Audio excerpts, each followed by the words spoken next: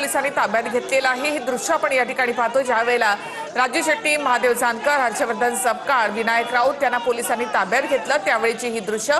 तर दुसरी दृश्य आहेत ती गिरगाव चौपाटीवरची। इथे अजूनही काही शेतकरी जे आहेत ते जमलेले आहेत आणि मोठा बंदोबस्त या संपूर्ण परिसरामध्ये।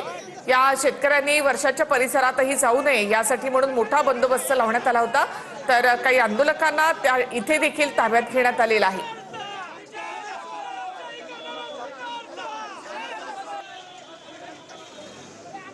महिला पदाधिकाऱ्यांना देखील या ठिकाणी आता गिरगाव चौपाटी परिसरामधून ताब्यात घेण्यात आल्याचं आपल्याला या ठिकाणी पाहायला मिळतंय। आंबा उत्पादक शेतकऱ्यांचा मोर्चा राजू शेट्टी, विनायक राऊत यांच्या नेतृत्वाखाली खरं तर निघाला होता, परंतु तो मोर्चा निघायच्या अगोदरच सर्व पदाधिकाऱ्यांना जे आहे ते ताब्यात घेण्यात आल्याचं आपल्याला पाहायला मिळतंय।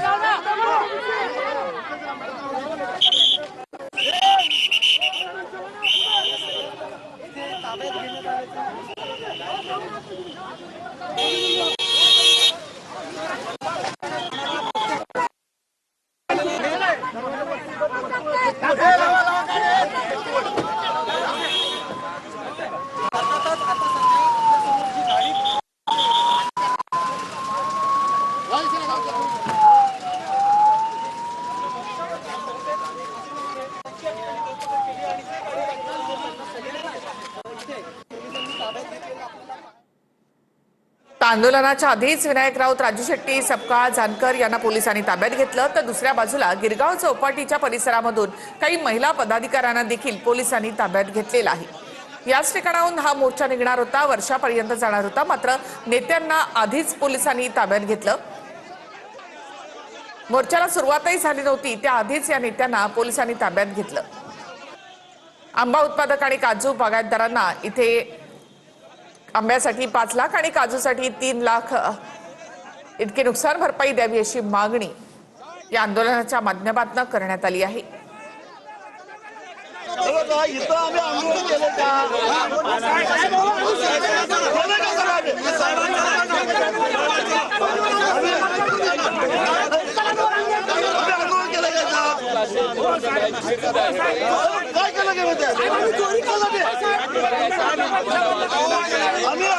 आमच्या ऑफिसमध्ये बसायचं नाही सर, आम्ही आमच्या ऑफिसमध्ये बसायचं। सगळ्यांना भूमिका ताब्यात घेत आहोत। काय विनंती आंदोलनाला आम्ही परवानगी दिलेली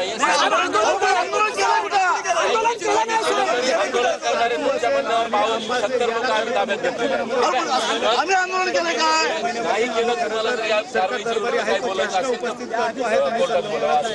एवढी करतो खुले आमली पदार्थ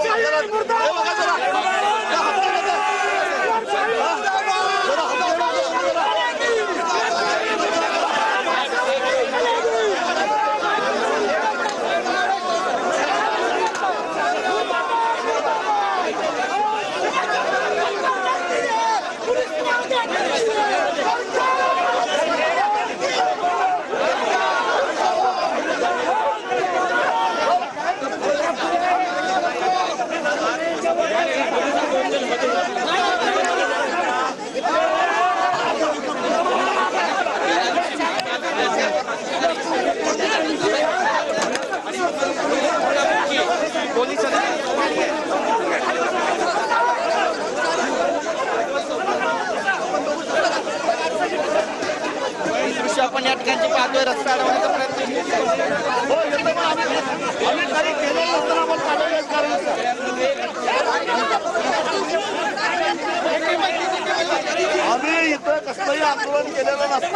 पोलीस ठाण्यामध्ये आणण्यात आलेला आहे। पोलिसांचा बंदोबस्त सुद्धा या संपूर्ण परिसरामध्ये वाढवल्याचं चित्र आपल्याला पाहायला मिळत आहे। पोलिसांचा बंदोबस्त बघा या ठिकाणी वाढलेला आहे आणि आता डोंगरी पोलीस ठाण्यामध्ये या सगळ्या शेतकरी नेत्यांना आणण्यात आलेला आहे। आज आंबा उत्पादक शेतकरी, काजू उत्पादक शेतकरी यांच्या संयुक्त विद्यमानानं एक मोर्चा मुंबईच्या गिरगाव चौपाटीपासून वर्षा निवासस्थानापर्यंत काढण्यात येत होता, मात्र या मोर्चाला शिवालय या ठिकाणी पोलिसांकडून अडवण्यात आलं। मोर्चाला कुठलीही परवानगी नाही आहे असं सुद्धा सांगण्यात आलं। नोटिसेस बजावण्यात आलं आणि नोटिसेस बजावल्यानंतर आता आपण पाहतोय की पोलीस ठाण्याच्या आवारामध्ये ही जी बस आहे, ही जी गाडी आहे ती या ठिकाणी दाखल झालेली आहे आणि याच गाडीमध्ये राजू शेट्टी आहेत, त्यासोबतच हर्षवर्धन सपकाळ आहेत महादेव जानकर आहेत, इतर नेते आहेत, भाई जगताप आहेत आणि या सगळ्यांना आता या ठिकाणी आणण्यात आलेला आहे आणि डोंगरी पोलीस ठाण्यामध्ये आपण पाहतोय की आता हे सगळे जे शेतकरी नेते आहेत ते आता या ठिकाणी पोहोचलेले आहेत.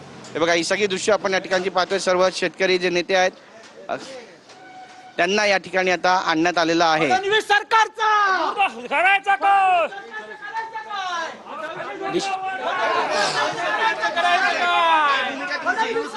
भूमिका काय राजू सर?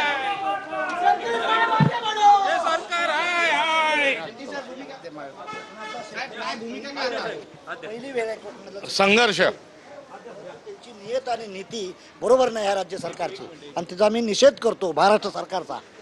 आणि या पोलिसांनी तिथं पायाला धरून उचलण्याचा प्रयत्न केला ह्या त्यांचा देखील प्रशासनाच्या वतीनं मी निषेध करतो. भूमिका काय आम्ही आता बघतो राज्य सरकार बदलायचा प्रयत्न करतो.